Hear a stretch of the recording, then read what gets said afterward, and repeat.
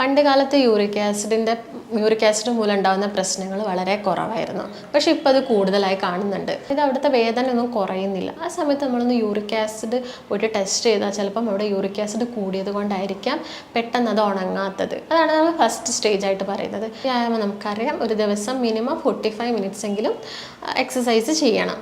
അതോടൊപ്പം നമുക്ക് ice bags, നമുക്കറിയാം ഈ ജോയിൻസിലൊക്കെ പെയിൻ ഉണ്ടാകുന്ന സമയത്ത് നമുക്ക് ഐസ് ബാഗ്സ് വെക്കുകയാണെങ്കിൽ വേദനയിൽ നിന്നൊക്കെ ഒരു ശമനം ഉണ്ടാവുന്നതാണ്. നമസ്കാരം, ഞാൻ ഡോക്ടർ ഭാഗ്യ, Q1 ഹെൽത്ത് കെയറിലെ ആയുർവേദിക് ഫിസിഷ്യൻ. ഇന്ന് നമ്മളിൽ പലരും കൂടുതലായി നോക്കുന്ന ഒരു കാര്യമാണ് ഈ കൊളസ്ട്രോൾ അല്ലെങ്കിൽ ഷുഗർ ലെവൽ. അത്ര തന്നെ ഇമ്പോർട്ടൻസ് കൊടുത്ത് നമ്മൾ വെറീഡായിട്ട് നോക്കുന്ന മറ്റൊരു കാര്യമാണ് യൂറിക് ആസിഡിൻ്റെ ലെവൽ. പണ്ട് കാലത്ത് യൂറിക് ആസിഡ് മൂലം ഉണ്ടാകുന്ന പ്രശ്നങ്ങൾ വളരെ കുറവായിരുന്നു. പക്ഷേ ഇപ്പോൾ അത് കൂടുതലായി കാണുന്നുണ്ട്. കാരണം നമ്മുടെ ജീവിതശൈലിയിൽ ഉണ്ടായ മാറ്റങ്ങൾ തന്നെയാണ്, ഈ ആഹാരത്തിലും വിഹാരത്തിലും ഒക്കെ ഉണ്ടായ മാറ്റങ്ങൾ. അപ്പോൾ എന്താണ് ഈ യൂറിക് ആസിഡ്? നമ്മൾ ഈ പ്യൂരിൻ പ്രോട്ടീൻ അടങ്ങിയിട്ടുള്ള ഭക്ഷണ പദാർത്ഥങ്ങൾ കൂടുതലായിട്ട് കഴിക്കുന്ന സമയത്ത് അതിൻ്റെ ഡൈജഷൻ കഴിഞ്ഞിട്ട് അടിഞ്ഞു കൂടുന്ന ഒരു വേസ്റ്റ് പ്രൊഡക്റ്റാണ് ഈ യൂറിക് ആസിഡ്. നോർമലി അത് കിഡ്നി വഴി മൂത്രത്തിലൂടെ പുറന്തള്ളപ്പെടുന്നു. എന്നാൽ ചില ആളുകളിൽ അത് ശരീരത്തിൻ്റെ വിവിധ ഭാഗങ്ങളിലായിട്ട് കാണപ്പെടുന്നു. അങ്ങനെയാണ് യൂറിക് ആസിഡ് മൂലമുള്ള പ്രശ്നങ്ങൾ ആളുകളിൽ ഉണ്ടാക്കുന്നത്. ഇപ്പം സ്ത്രീകളെ അപേക്ഷിച്ച് കൂടുതലായിട്ടും യൂറിക് ആസിഡിൻ്റെ പ്രശ്നങ്ങൾ കാണിക്കുന്നത് പുരുഷന്മാരിലാണ്. അപ്പോൾ നമുക്ക് അതിൻ്റെ റേഞ്ച് എങ്ങനെയാണെന്ന് നോക്കാം. നോർമൽ റേഞ്ച് വരുന്നത് 3.5 മുതൽ 7.3 വരെയാണ്. എന്നാൽ പുരുഷന്മാരിൽ അതൊരു 7 ഒക്കെ എത്തുമ്പോഴേക്കും അവരിൽ ലക്ഷണങ്ങൾ കാണിച്ചു തുടങ്ങാറുണ്ട്. ഇപ്പോൾ സ്ത്രീകളിലാണെങ്കിൽ ഒരു 5.9 എത്തുമ്പോഴേക്കൊക്കെ ജോയിൻസിനൊക്കെ പെയിൻ വരാറുണ്ട്. അപ്പോൾ എന്തൊക്കെയാണ് ഇതിൻ്റെ ലക്ഷണങ്ങൾ എന്ന് നമുക്ക് നോക്കാം. നമ്മൾ കോമൺ ആയിട്ട് കേൾക്കാറുണ്ട്, രാവിലെ എഴുന്നേൽക്കുമ്പോൾ ഉപ്പൂറ്റിക്ക് ഉണ്ടാകുന്നൊരു വേദന, നടക്കുമ്പോഴുള്ളൊരു ബുദ്ധിമുട്ട്, കുറച്ച് നടന്നാൽ വേദന മാറുന്നു എന്നൊക്കെ. ഇതൊക്കെ യൂറിക് ആസിഡ് കൂടുന്നത് കൊണ്ട് സംഭവിക്കുന്നതാണ്. അതുപോലെ തന്നെ ഒരു നെക്സ്റ്റ് സ്റ്റേജിൽ ഇത് ഗൗട്ടി ആയിട്ട് മാറാനുള്ള ചാൻസും കൂടുതലാണ്. ഗൗട്ടി എന്ന് പറയുമ്പോൾ യൂറിക് ആസിഡ് ക്രിസ്റ്റൽസ് ഡെപ്പോസിറ്റ് ചെയ്യുമ്പോൾ സംഭവിക്കുന്നതാണ്. അപ്പോൾ ഇത് കൂടുതലായിട്ടും ആരിലൊക്കെയാണ് കാണുന്നതെന്ന് നമുക്ക് നോക്കാം. പാരമ്പര്യമായിട്ട് ഇത് കൂടുതലായിട്ട് കാണാറുണ്ട് ചില ആളുകളിലൊക്കെ.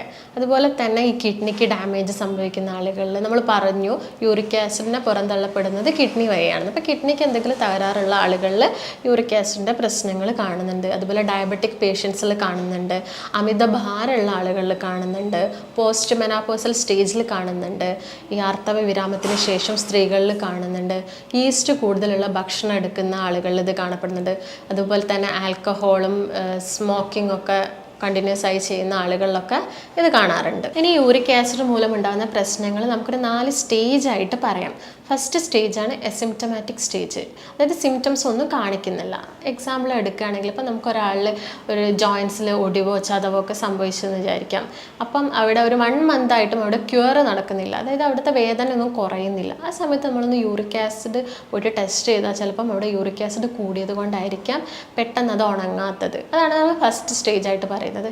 സെക്കൻഡ് സ്റ്റേജ് എന്ന് പറയുന്നത് അക്യൂട്ട് ഗൗട്ട്, അത് നമ്മൾ കിങ്സ് ഡിസീസ് എന്നും പറയാറുണ്ട്.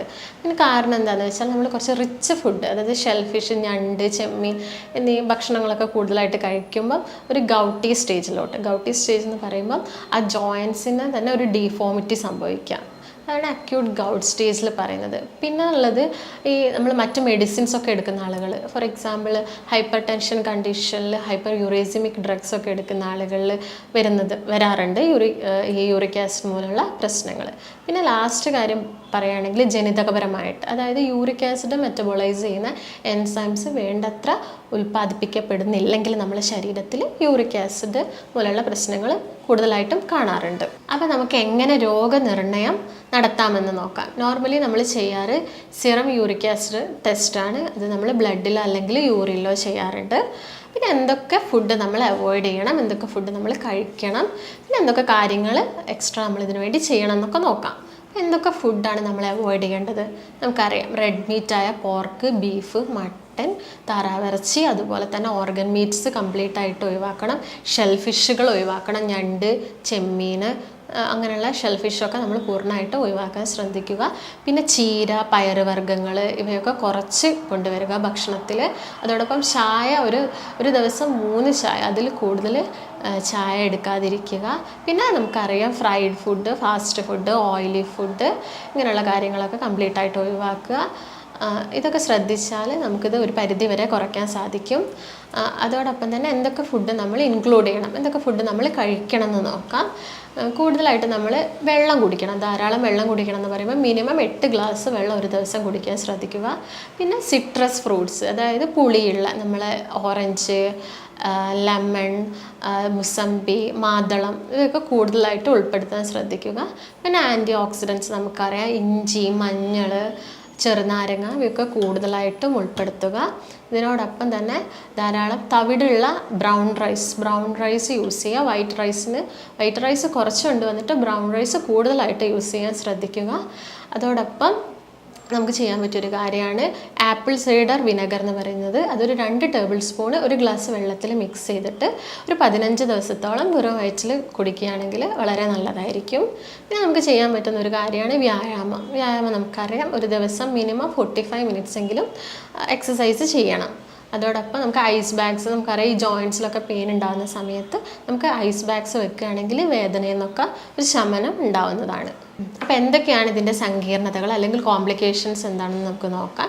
നമ്മളിത് കറക്റ്റായിട്ട് ട്രീറ്റ് ചെയ്തിട്ടില്ലെങ്കിൽ ഇത് എന്തൊക്കെ അസുഖങ്ങളിലേക്ക് ലീഡ് ചെയ്യുന്നതാണ് പറയുന്നത്. ഇപ്പോൾ ഞാൻ ഓൾറെഡി പറഞ്ഞു കഴിഞ്ഞു, ജോയിൻറ്റ്സിൽ ഇത് ഡെപ്പോസിറ്റ് ചെയ്യുമെന്ന് പറഞ്ഞു. അതോടൊപ്പം തന്നെ ശരീരത്തിൻ്റെ വിവിധ ഭാഗങ്ങളിലത് നമ്മുടെ രക്തക്കുഴലുകളിലോ അല്ലെങ്കിൽ അവയവങ്ങളിലോ എവിടെ വേണമെങ്കിലും ഇത് ഡെപ്പോസിറ്റ് ചെയ്യപ്പെടാം.